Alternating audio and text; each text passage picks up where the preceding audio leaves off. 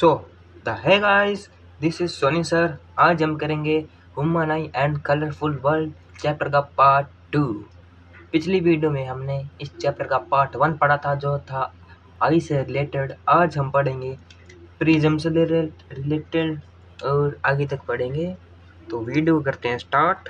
अगर आपको वीडियो अच्छी लगे तो प्लीज़ लाइक सब्सक्राइब कर देना। तो देखते हैं सबसे पहले कि प्रिज्म क्या होता है। It is pyramidal piece of glass. ये पिरामिडल पीस होता है ग्लास का विद टू ट्रायंगुलर बेस। इसकी दो ट्रायंगुलर बेस होती हैं और 3 rectangular base surface. Rectangle surface, इसके 2 ट्रायंगुलर बेस होते हैं और 3 रेक्टेंगुलर सरफेस होते हैं। और एंगल ऑफ प्रिज्म क्या होता है? The angle between two joining lateral surface. जैसे एक प्रिज्म है, इसकी 2 साइड्स ट्रायंगुलर होती है और 3 साइड नीचे वाली जो होती है रेक्टेंगुलर। आगे बढ़ते हैं। Next topic, refraction through a glass prism. Glass prism के अंदर से अगर हम रिफ्रैक्शन करे जाएं तो कैसे होएगा? सबसे पहले एक हमारे पास एक ये है प्रिज्म, इसको पहले हाईलाइट कर देता हूँ ताकि आपको बेहतरीन तरीके से समझ आ जाए। और अगर आपको इस चैप्टर से रिलेटेड कोई भी डाउट हो तो प्लीज़ कमेंट कर सकते हैं आप बिना किसी दिक्कत के, फॉर देयर बेहतरीन स्टडीज़। ये रहा हमारा प्रिज्म। और इस चैप्टर की एक और वीडियो आएगी जिसके अंदर हम इसके आइज़ का डायग्राम सीखेंगे बनाना एकदम बेहतरीन तरीके से। जैसे एक प्रिज्म है, ये एक इंसिडेंस रे है जो एक वाइट लाइन मान लो ऐसे इंसिडेंस रे यहाँ से आई, A and B incidence ray है और जानी चाहिए थी यहाँ से यहाँ तक, पर ये बैंड हो गई नॉर्मल के पास क्योंकि ये रेयर मीडियम है और ये डेंसर मीडियम है। ये नॉर्मल के पास बैंड हो गई और ये सीधी चली गई। उसके बाद यहाँ पे भी रिफ्लेक्शन हुआ, डेंसर से रेयर मीडियम में चली गई ये, इसलिए ये नॉर्मल से दूर जाएगी, ये चलेगी दूर। तो ये है नॉर्मल हमारा पॉइंट और ये है नॉर्मल पॉइंट।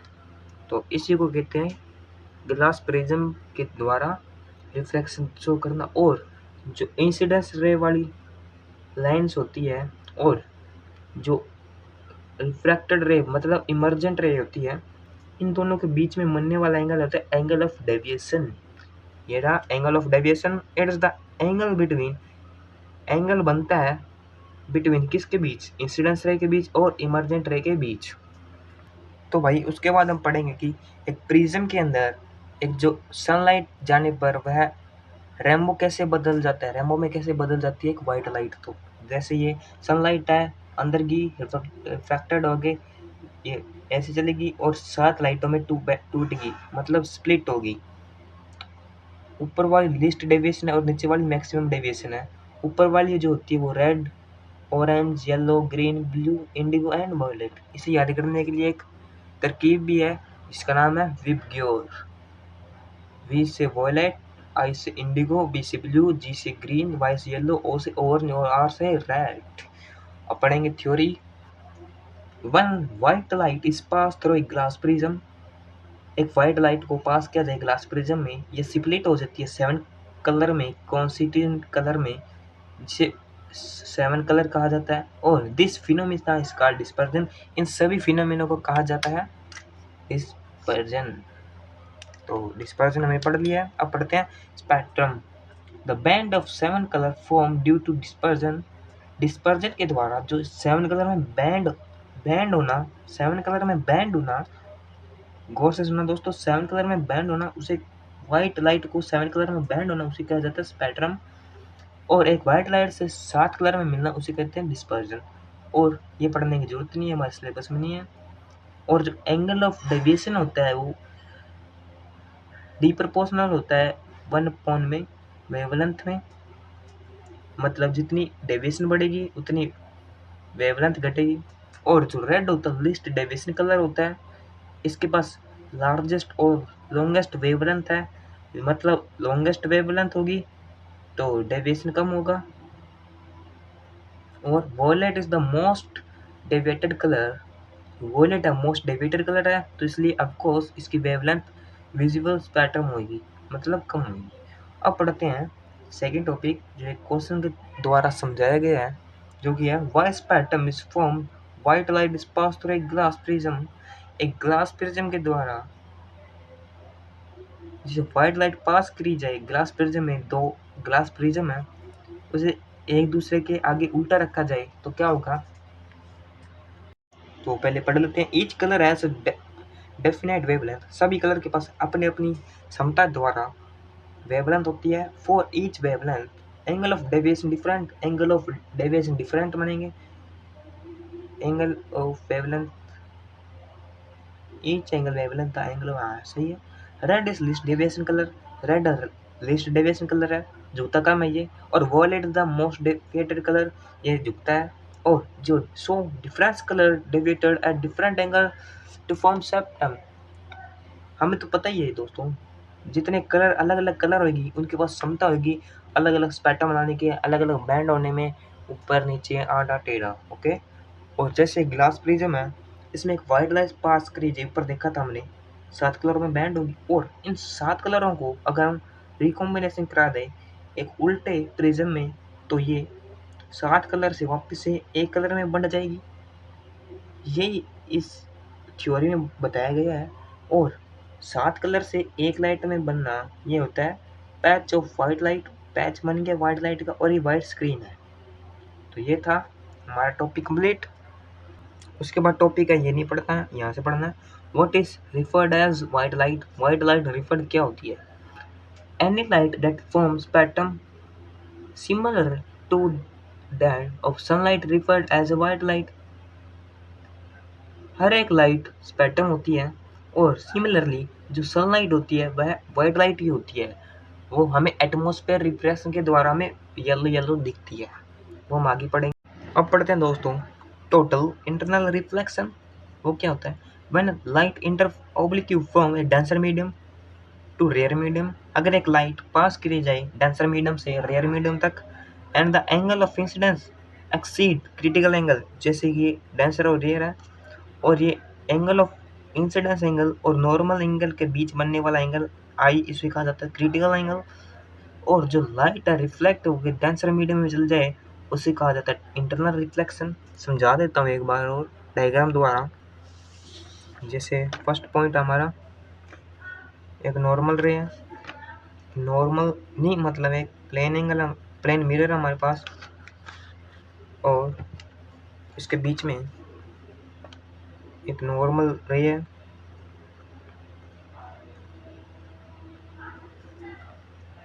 नॉर्मल रे हमारे पास जहाँ से एक रे है इंसिडेंस, जैसे कि ऊपर वाला है डेंसर मीडियम और नीचे वाला रेयर मीडियम। तो हमने पढ़ा था अगर लाइट डेंसर से रेयर में जाए तो ये दूर चली जाएगी नॉर्मल से। तो ये कंडीशन कौन सी है, डेंसर टू रेयर है, इसलिए यहाँ से जाएंगे तो पास चली जाएगी, इसलिए इसको दूर भेज देते हैं यहाँ से तक। तो ये येलो वाई दूर चलेगी,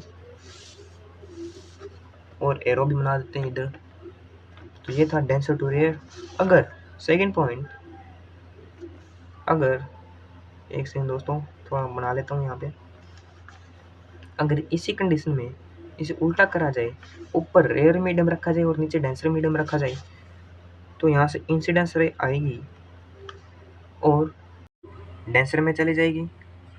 और जैसे ऊपर बताया था मैंने कि यहाँ से डेंसर टू रेयर में जाए तो यहाँ से बहुत ही दूर पड़ेगा इसको, और रेयर टू डेंसर जाए तो यहाँ पे नॉर्मल के पास चला जाएगा, ये बहुत ही कम पड़ेगा इसको। तो ये था टोटल इंटरनल रिफ्लेक्शन दोस्तों।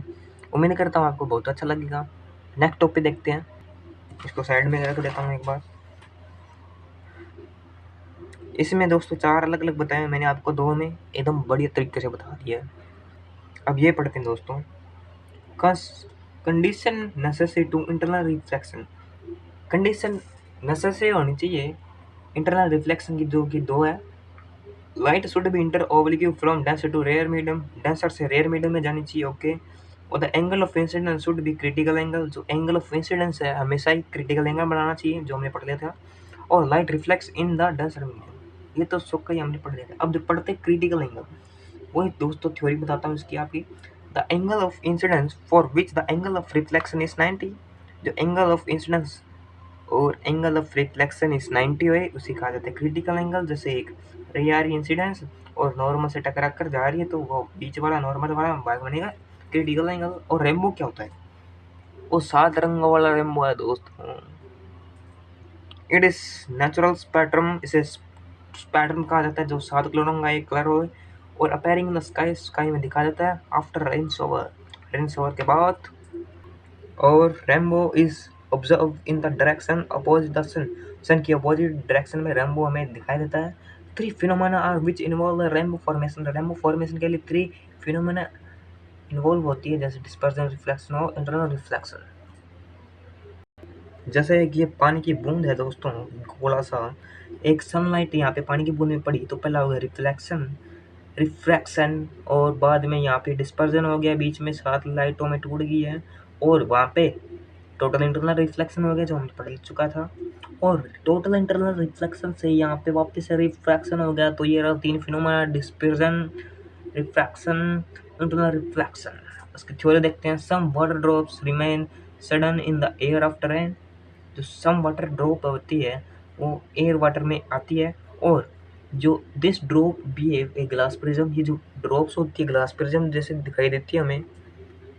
और when light inter rain drop, अगर लाइट रेन ड्रॉप में पड़ी जाए, first refract and dispersion, disperse, पहला रिफ्लेक्ट हो जाएगी, बाद में डिस्पर्ज हो जाएगी, देन रिफ्लेक्ट इंटरनली, ये इंटरनली रिफ्लेक्ट हो जाएगा, okay, and again reflect, it become out drop, it come out drop, ये ड्रॉप से बाहर निकल जाएगा और 7 कलर में टूट जाएगा और अपनी आंखों को दिखाई दे देगा। इसे कहा जाता है रेनबो फॉर्मेशन। और ये अपनी आंख है, इसके बापड़ भी बना देता हूँ दोस्तों, ये हमारी आंख को दिखाई देगा। इसकी आंख सुंदर नहीं लग रही दोस्तों, इसलिए इसके ऊपर आई शेडो दे देते हैं थोड़ा सा। ये ले भाई मौज मार। अब पढ़ते हैं एटमॉस्फेरिक रिफ्रैक्शन, जो हमने बहुत बार सुना था। The refraction by different layer of atmosphere is called atmospheric refraction. जो रिफ्रैक्शन होता है, डिफरेंट लेयर होती है एटमॉस्फेयर की, वहाँ पे एटमॉस्फेरिक रिफ्रैक्शन होता है। इसके एग्जाम्पल पढ़ते हैं कुछ। मेन अपेयर फ्लिंग, ये नहीं पढ़ना दोस्तों। स्टार नियर हॉरिजॉन्टल अपेयर, शायर ये भी नहीं पढ़ना, ये पढ़ना दोस्तों। Advanced sunrise and sun delay, sunset, जब सूरज उगता है और सूरज ढलता है, जब हमें लाल दिखता है, किसके कारण दिखता है सूरज लाल? एटमॉस्फेयर रिफ्रैक्शन के द्वारा। और ट्विंकलिंग स्टार, स्टार चमकने लगते हैं किसके द्वारा? एटमॉस्फेयर रिफ्लेक्शन के द्वारा। और एन ऑब्जर्व सरफेस, ये नहीं पढ़ना दोस्तों, इसके बस 2 एग्जाम्पल पढ़ने, 1 और 2। आगे पढ़ते हैं नेक्स्ट टॉपिक, जो कि सेकंड टॉपिक है, जो क्या है, हमें स्टार एक्चुअल पोजीशन से अलग क्यों दिखाई देते हैं, ये हमारा टॉपिक है। Star when seen near horizon appear slight higher than actual position, atmosphere refraction. जो स्टार हमें दिखाई देता है horizon appear slightly higher than, मतलब अपनी जगह से आगे बढ़ा हुआ हमें दिखाई देता है, लेकिन वह हमें स्टार नहीं दिखाई देता, वो अपनी पोजीशन से अलग होता है, एक्चुअल पोजीशन अलग होता है वो स्टार। क्यों? जैसे एक स्टार है ए, और ये हमें धरती के ऊपर हम बैठे हैं, हमें स्टार यहाँ पे दिखाई दे रहा है, बल्कि यहाँ पे दिखाई देना चाहिए, क्योंकि यहाँ पे इंटरनल वो हो रहा है, रिफ्रैक्शन हो रहा है दोस्तों, एटमॉस्फेरिक रिफ्रैक्शन। थ्योरी देखते हैं थोड़ी सी। The refractive index of earth atmosphere is generally increase. Refractive index earth का जो एटमॉस्फेयर में जनरली इंक्रीज होता है फ्रॉम टॉप बॉटम से।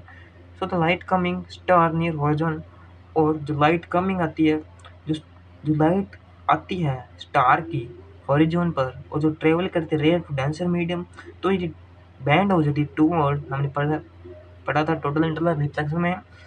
As a result star appear higher, इसलिए हमें स्टार हायर दिखते हैं। थर्ड पॉइंट ये होगा कंप्लीट। अब पढ़ते हैं थर्ड पॉइंट, एडवांस सनराइज।